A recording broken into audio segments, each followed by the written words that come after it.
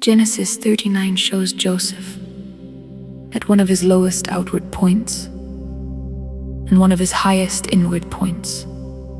Sold into slavery in Egypt, he appears to have lost everything: his home, his freedom, and the dream of dignity. But the chapter repeatedly shows that the Lord was with Joseph and that God's presence made all the difference. Joseph in Potiphar's house. Joseph is purchased by Potiphar, an officer of Pharaoh, and placed in his house as a servant. Yet Joseph does not collapse into bitterness or laziness.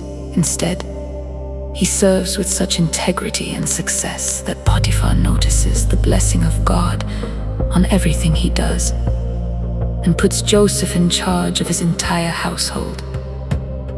The chapter makes a striking point.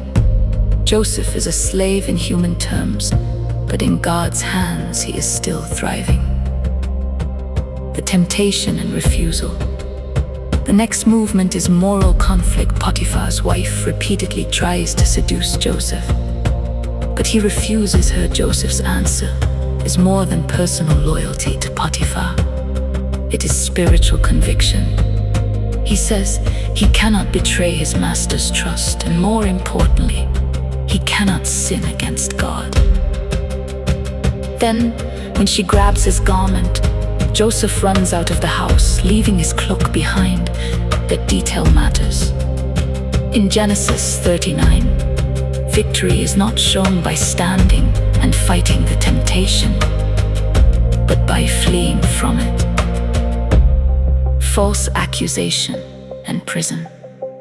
Potiphar's wife turns from lust to rage and falsely accuses Joseph of attempting to assault her. Potiphar believes her, or at least acts on the accusation, and Joseph is thrown into prison.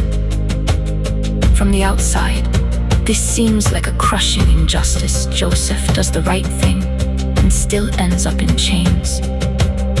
But even there, the chapter repeats the same refrain.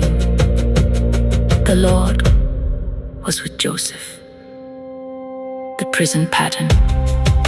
In prison, Joseph once again rises by character and blessing.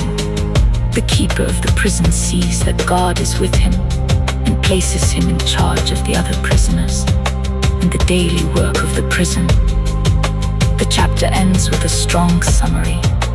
Whatever Joseph did, the Lord made it succeed. That is the great paradox of Genesis 39. Joseph is confined but not abandoned, humiliated but not useless, falsely accused but still chosen. Main lessons. God's presence is greater than your circumstance. Joseph's slavery does not cancel God's favor. Integrity matters when no one is applauding it. Joseph does right because he fears God, not because he expects a reward. Temptation is often best answered by leaving the scene. Joseph's escape becomes the model for fleeing sin rather than entertaining it.